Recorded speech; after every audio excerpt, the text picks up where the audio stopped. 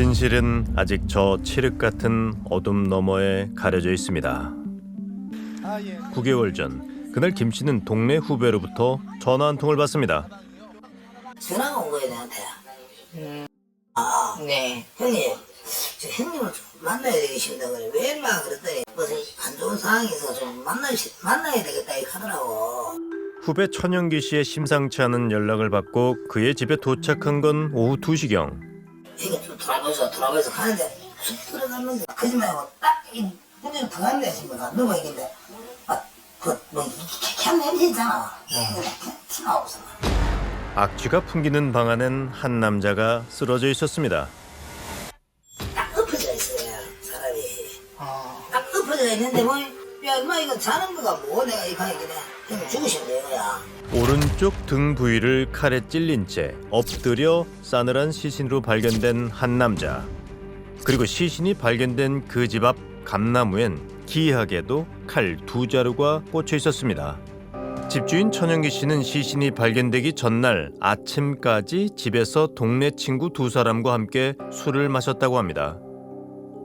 술에 취한 채로 평소 복용하던 수면제를 먹고 오전 11시경 깊은 잠에 빠졌다는 천 씨. 다음날 아침 눈을 떠보니 함께 술을 마시던 2사람 중 이 씨가 숨져 있었고 나머지 한 사람 고달범 씨는 사라진 상태였다고 천 씨는 설명했습니다. 이제 나가 하는 얘기가 연고도 없으니까 네. 형님 그냥 어디가 시체 유기를 해버리면 어떻겠습니까? 라고 물었어 내한테. 야 네가 그랬나 누가 그랬노 하이 그중 자기가 안 그랬다 그러더라고 처음에도. 그러면 경찰서로 가라 신고를 해라. 그러니까 형님 그렇게 하는 게 좋겠지 그래. 김 씨의 권유로 직접 파출소를 찾아가 신고를 했다는 천영기 씨. 그런데 얼마 뒤 숨진 이동민 씨를 살해한 혐의로 긴급 체포된 사람은 다름 아닌 천 씨였습니다. 그날 현장에 있다 먼저 간 고달범 씨가 집주인 천 씨가 이 씨를 칼로 찔렀다고 진술한 겁니다. 그날 사건이 벌어지기 전에 수면제를 먹고 일찌감치 잠이 들었다던 천 씨의 휴대전화에서 그 시간 동안 내연녀에게 7차례 전화를 건 통화 기록도 확인됐습니다. 결국 천 씨는 모든 혐의를 시인했습니다. 다시 한번 묻겠는데 피의자는 정말 다음날 아침까지 피해자가 죽은 사실을 모르고 있었나요? 죄송합니다. 제가 죽을 죄를 지었습니다. 제가 찌른 것이 맞습니다. 수사 기록에 따르면 침대 매트리스 위에 술상을 놓고 3사람이 모여 앉아 술을 마시던 중 죽은 이동민 씨가 천 씨의 불편한 다리를 비하하는 말을 했고 그 말에 화가 난 천 씨가 옆에 있던 칼을 들어 이 씨의 오른쪽 등 부위를 찔렀다고 합니다. 천 씨 역시 순순히 자신의 범행을 시인하면서 사건은 쉽게 마무리되는 듯 보였습니다. 그런데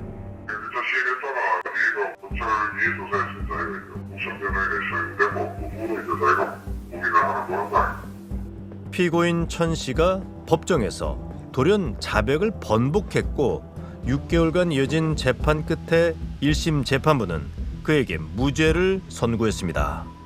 사건의 유일한 목격자인 고 씨가 법정에 나오지 않은 게 결정적인 이유가 됐습니다. 서방되는 이유가 이 사람이 정의인이 안 나타난다가 됐거든요.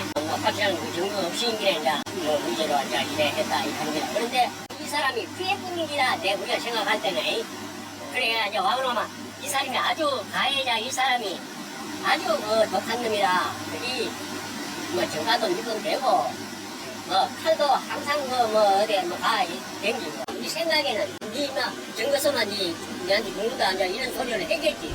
증인 소환장을 15번이나 보냈지만 전달이 안 됐고 경찰이 고 씨의 집을 찾아가도 만날 수 없었다는 겁니다. 고 씨는 지금 어디로 사라졌을까?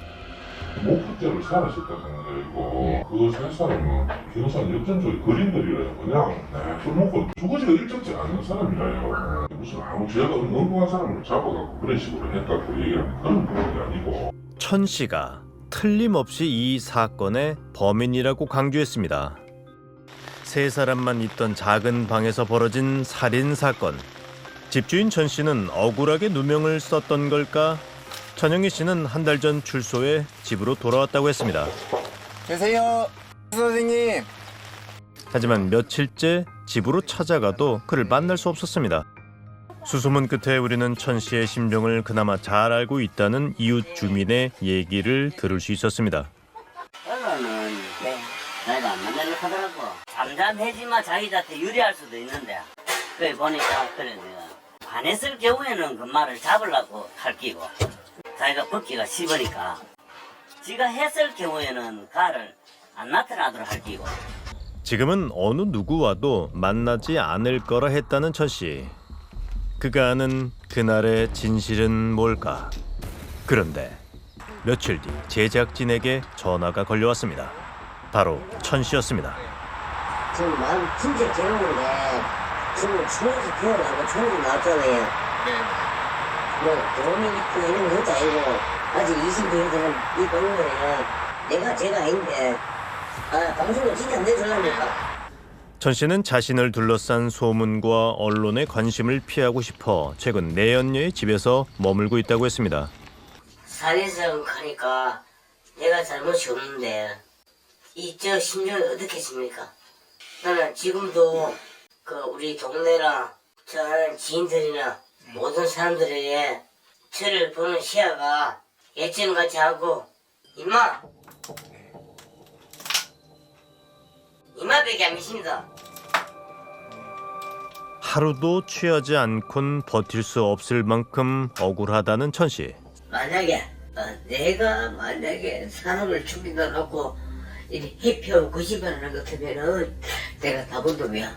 나는 분명히 10년 전에 만난 아들을 수면제 먹고 자다가 속지 말라고 내병 같은 데는 이게 달아. 10년 전 처음 알게 됐다는 이 씨와 고 씨를 그는 사건이 벌어지기 전날 밤 5년 만에 다시 만났다고 합니다. 예사님이 그때 내 전화가 오더라고. 내 전화번호를 모르니까 내한테 전화한 거야. 그래가지고 야 오랜만이다.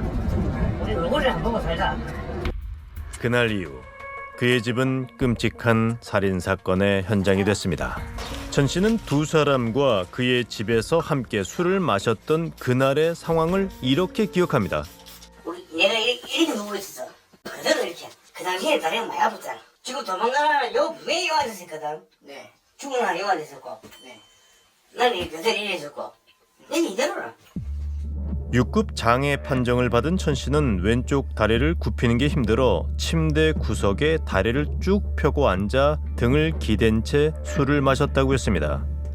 그런데 술 기운이 어느 정도 오르자 술상을 놓고 마주 앉아있던 이 씨와 고 씨가 싸우기 시작했다고 합니다. 죽은 나한테 얘가 돈을 빌리는 것 같아. 내 생각에는. 그러니까 빌리는데 돈을 안 주니까 안 갚아서. 그래가지고 싸워서더라고. 돈 문제로 말다툼을 하던 두 사람이 급기야 자리에서 일어나 몸싸움까지 하려 해 그들을 향해 사탕통을 던졌다는 천 씨. 싸우다가 내가 던지니까 사고는 뭐 사고 하니까 갑자기 내한테 화살이 날라왔는 거야. 야 이 놈아 달가지 이가 응? 뭔 그래 할 말이 많냐. 남은 달가지 한개 말짱을 놓을까. 내가 그대로 기억하는 거야. 그때 죽은 이동민 씨가 천 씨의 장애를 비하는 욕을 해 화가 난 건 사실이라고 했습니다. 말을 짜주고 나 기분 나쁘대. 그래서 좀 30년 긴 칼이 있어. 이래서 이렇게 누구가 자 잘라둬 임마. 이만 잘라둬. 나라 보상해. 나도 일 봤잖아. 자기 대로 무시한다고. 그러니까 이걸 칼 내가지고 자 잘라둬 싶어. 언제 났어? 언제 놓고 또 싸우는 기라. 두 사람이? 또 싸우더라고. 그 사탕이 남은 한 개 더 있잖아. 또 싸우길래 야 가거라 하면 이 한이 더 던졌어요 벽에. 더 던져보고 수면제 여기 있어 그대로. 내 일하면 여기잖아. 수면제 꺼내다 먹고 여기 소순 대표 있는 거 울었어. 하지만 그가 자고 있었다던 시간 동안 천 씨는 7번이나 내연녀에게 전화를 걸었습니다. 어떻게 된 일일까? 천 씨의 내연녀는 그에게서 어떤 얘기를 들었을까? 그날 아침에 통화했을 때는 어떤 얘기 하셨던 건가요? 전화로? 저녁에 전화 받고 내가 자꾸 전화 와서 끄떡지. 뭐 전화로 사람이 죽었다라든가 내가 사람을 죽였다라는 말은 그 소리는 안 들었어요. 못 들었어요. 결정할 때는 죽이다 가게 조사받아 갈게. 정말 그는 같이 술을 먹던 동료가 죽은 줄도 모르고 깊은 잠에 빠져 있었던 걸까? 그렇다면 왜 처음엔 자신이 이 씨를 찔렀다고 자백했을까? 경찰관이 같이 술 먹던 사람이 칼로 찌른 걸 봤다는데 네. 그것보다 더 정확한 증거가 어딨냐. 처음에는 내가 네. 진짜 내가 술 먹고 실수했나, 진짜 내가 실수했나, 내 속으로 양심을 보고 아무리 생각해도 죄를 해도 안 맞고. 고 씨가 진실을 감추고 있다는 의심을 천 씨가 처음 품게 된 건 현장 검증이 있던 날. 현장 검증이 나왔어요. 밖에 카메라 이제 찍고 있었고, 제일 처음에 첫 번째 있은 그대로 이야기해라. 나 이래 잤습니다. 술 좀 먹고 잤습니다. 제가 사오는 거 보고 내가 잤습니다 했는데 현장 검증을 하는 이제 제가 본인이 얘기 안 했어요. 이게 천 씨는 고 씨가 재연까지 하며 설명한 당시의 상황이 그날의 모습과 분명히 다르다고 주장합니다. 그 이유를 설명한다며 그는 우리에게 불편한 왼쪽 다리를 보여줬습니다. 어디예요? 지금 부위가? 무릎이 수술한다고 네. 요 쨌고 여기 살을 파가지고 여기 붙이고 분명히 하셔야 네. 한 구부리 벌써 이빨이 돌아가는 안 돌아가나. 안돼 이게 다르니까 아파 안돼.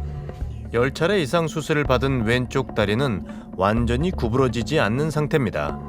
그런데 지가 일하지 있는데 여기서 내가 꿀한테가 꿀한 이거 앉아있었잖아. 내 바닥에 앉아있었고 이 칼을 떼가지고 여기서 꿀한테가 이 칼 쑤시니까 목격자 고 씨는 천 씨가 무릎을 꿇은 채 몸을 피해 달아나려는 이 씨의 오른쪽 등을 찔렀다고 주장했던 겁니다. 바닥에 앉아있는 사람이 가슴배기를 찔렸으면은 내가 이거 진짜 수치가 실수했거나 생각할 수도 있어. 내가 찌르는데 등비를 찔러서 발딱 만약에 제가 일났다 죄송해이 칼이 가나 안 가잖아. 목격자 고 씨, 그가 거짓말을 했을까요? 재판이 시작되자 사라져버려 경찰도 찾지 못했다는 그는 집에 있었습니다. 고 씨는 그동안 왜 증인 출석을 하지 않았던 걸까요? 술 집에 나 어디서 가? 네. 야뭐 누가 찾아가 가자고 뭐 공판하지 않아. 왜 뭐 공판하는지 알아요 뭐. 그러니까 어디서 언제 하는지를 모르시. 내가 모르지. 뭐 경찰관 왔다 이 소리가 나지 나. 이제 재판을 했었어요. 8월 달에 이제 무죄가 났어요. 왜 무죄하는 거야? 안 되지 그건 안 되지. 무죄가 될 수 없지 그건. 무죄가 된다는 건 동생이 그래 가서 죽는 거. 네. 그건 그 무죄가 되는 게 세상을 채우는 건데. 고 씨에게도 그날의 일을 자세히 들어봐야겠습니다. 그 사람이 야가 이제 욕을 한번 해야겠나. 이거 다리 하면 두번 하자만 잘 붙어가야겠나. 배구도 없고 바로 맞지를 못하겠나. 옆에 있던 칼. 바로 맞지를 못하겠나. 이 뒤에 있는 칼을 더 가지고 그래 막 수강하고 말이라도 맞지를 못하겠나. 그렇게 무릎 꿇으시. 야야 그래 막 수도 안 하고 네. 그러다 맞지를 못하겠나. 말릴 틈도 없이 순식간에 벌어진 일이었다고 합니다. 어떤 칼이었어요? 칼이요 길고만 길어요. 그 정도. 20cm 날이. 목격자 고 씨가 주장하는 그날의 자리 배치는 현장 검증 당시 그가 재현한 위치 그대로입니다. 예, 여기 그 요 앉고 네. 요 앉고 우리 선생님. 요 네. 뒤저 침대 중간 쪽에 앉고 요 앉고 그렇지. 피고인 천 씨가 사망한 피해자 맞은편에 가까이 앉아 있었다는 겁니다. 그러면은 다리를 어느 쪽으로 놓으셨어요? 일만은 네. 요래는 붙여라. 아. 지말로는 요런 붙여가자. 요런 붙여가자고. 요런 놈은 힘도 없고 내가 앉아 시키나. 네. 안 되지. 여기 앉아있던데 그만. 피해자 이 씨는 단 한 차례 칼을 맞고 과다 출혈로 사망했습니다. 부검 결과 상처의 깊이는 18cm 이상, 오른쪽 허리 부위로 들어간 칼날은 왼쪽 아래로 향하며 엉덩이 허리근과 복부의 아래 대정맥을 관통하고 복막까지 뚫었습니다. 범행에 쓰인 칼날의 길이는 20cm. 칼날 전체가 거의 다 들어갔다는 얘기가 됩니다. 법의학자는 이 점에 주목합니다. 보통 우리가 누가 사람을 찌를 때 본인의 균형을 유지하면서 찌르는 경우가 많습니다. 그러니까 그대로 힘을, 왜냐하면 날카로운 칼로 찔러도 피부와 근육을 뚫기 위해서는 생각보다는 많은 힘이 소요돼요. 이게 정확하게 목표물 이렇게 깊게 18cm 이상 들어가기가 어렵거든요. 따라서 힘을 일정하게 한순간에 집중하려고 그러면 본인에게 가장 편한 자세가 좋고요. 단 한 번 찔러서 이 정도 깊은 상처를 내려면 상대와 가까운 위치에서 정확하게 힘을 가해야 한다는 겁니다. 이렇게 잡고 이렇게 아래로 이런 식으로. 그러면 거리가 좀 가깝네요. 가까워야죠. 18cm. 피해자와 가까운 거리에 누군가가 찔렀다. 이 조건에 맞는 건 천 씨의 주장대로 앉아 있을 때 목격자 고 씨의 자리입니다. 그렇다면 목격자 고 씨의 주장대로 앉아 있을 경우 천 씨가 이런 상처를 입히는 건 불가능할까? 중요한 건 오른쪽에서 왼쪽, 앞에서 뒤, 위에서 밑에 방 칼끝이. 그러기 위해서는 내 손이 이렇게 쥐었을 때가 가능하다는 얘기죠. 그래서 이제 이렇게 잡았을 때, 이때는 내가 다리를 피지 못해도 이건 휘저어지는 이 운동 반경 내에 걸려주면 되거든. 이렇게 굳이 막 다리를 펴고 무릎을 꿇었든 안 꿇었든 그건 중요치 않아요. 고 씨가 주장한 자리 배치라 해도 팔을 높이 들어 흉기를 위에서 아래로 힘껏 찔렀다면 이런 상처를 낼 수 있다는 겁니다. 하지만 그 경우 왼쪽 아래로 관통하는 상처가 남으려면 한 가지 조건이 있습니다. 저 상태에서 이제 찌르려고 할 때 이라는 사람이 등을 돌리고 가야 돼. 등 돌렸을 때의 상황이라면 뭐 크게 모순되지 않는다. 그날 범행에 쓰인 칼은 천 씨의 집에 있던 날 길이 20cm의 흉기였습니다. 그런데 그 칼에선 범인으로 지목됐던 천 씨뿐만 아니라 고 씨의 DNA도 함께 검출됐습니다. 천 씨가 범인이라면 목격자 고 씨의 DNA는 칼에서 왜 나온 걸까? 야, 이거 그렇지. 야, 이거 몇 가지 이렇게 하나, 이거. 골처럼 칼죽을, 가져놔야 된다. 그 칼 두자를 가지고, 이 안에 여기다 가져놔. 그래, 저 집에 그 나무대로, 그것을 뽑아놨는 거지. 나중에라도 누군가가 찾을 수 있다는 생각에 사건이 벌어진 천 씨 집 앞 감나무에 칼 2자루를 꽂아뒀다는 겁니다. 진실은 대체 뭘까요? 범행 현장엔 많은 비밀을 품은 또 하나의 중요한 단서가 있습니다. 바로 혈흔입니다. 피해자는 바닥에 쓰러진 채 발견됐지만 그 주변의 이불뿐 아니라 침대 매트리스 위에도 넓은 혈흔이 남았습니다. 이 침대 위에도 이렇게 출혈이 많아요. 이 넓은 부위, 요 있는 부위에 출혈이 많은 거는 이분이 분명히 뒤로, 왜냐하면 밖으로 피가 나올 수 있는 부분은 오른쪽 허리 부분이거든요. 그렇다면 이 허리 부분이 눕는 자세로도 있었고 다시 뭐 일어난다든지 아니면 타인에 의해서 나중에 몸을 이런 자세로 유지했을 가능성이 있다고 봅니다. 어떠한 상황에서 이런 혈흔이 남을 수 있을까? 숨진 이 씨의 사인은 대정맥 파열로 인한 과다 출혈. 대버는 아버지는 캐보기는 막 빼고 싶으니까. 칼 찔릴 때는 피가 튀었어요? 안 튀지. 바로 찔리고 바로 팍 쳐박이 붙구나. 그러면 이제 이래와 안에 들어가고 그 정말 괜찮다. 이렇게 하지마는 이거 귀신 같으라고. 네. 이렇게 하지마는 아이고 얘가 이거 다시 또팍 떼고 싶었어. 그러니까 칼에 찔린 직후 이 씨가 곧바로 바닥으로 고꾸라졌고 그 후 피를 흘렸다는 게 고 씨의 주장입니다. 이 경우 맞지 않는 부분은 또 있습니다. 만약에 그냥 곧바로 찔린 다음에 엎어졌다 그러면 중력 방향이 아랫 방향이고, 그렇죠? 네. 그다음에 뚫린 복막이 빈 공간이 있으니까 피는 그 중력 방향과 뚫린 공간 쪽으로 대부분 흘러가게 되고요.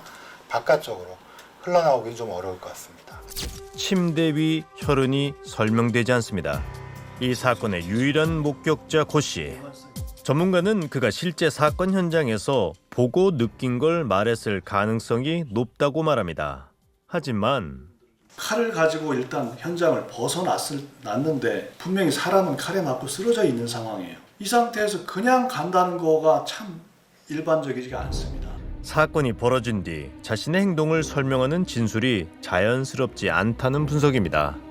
친구가 칼에 찔려 죽어가는 현장을 빠져나온 그는 갑자기 이웃집 마당에 드러누웠습니다. 그리곤 누워가 있어가지고 하니까 왜 이런 놈들도 가라고 우리 아저씨 감지기지 못 가겠다 119를 달라고 하대. 119를 불러달라고 했다는 그는 얼마 지나지 않아 도착한 구급차를 타고 병원으로 떠났습니다. 전문가는 고 씨의 진술이 구체적이고 생생하다는 점은 또 다른 의미로 해석될 수 있다고 말합니다. 이 오감에 의한 진술이 구체적이고 본인이 직접 체험한 걸로 볼 수는 있지만 가능성을 배제할 수 없는 부분은 어떤 게 있냐면 본인이 직접 범행을 하고 범행 과정에서 체험한 내용을 구체적으로 진술할 수 있기 때문에 그 가능성을 배제할 수는 없다는 겁니다. 그가 이 사건과 완전히 무관한 목격자가 아닐 가능성도 고려해야 한다는 겁니다. 그렇다면 무죄로 풀려난 천 씨의 진술은 어떨까? 천 씨는 맨 처음 이 씨의 시체를 발견했던 상황에 대해 우리에게 이렇게 설명했습니다. 또 갔다 오면 그대로 생기야. 네. 그래서 내가 손으로 이것도 뒤집어. 일날 보디 피가 있는 거야.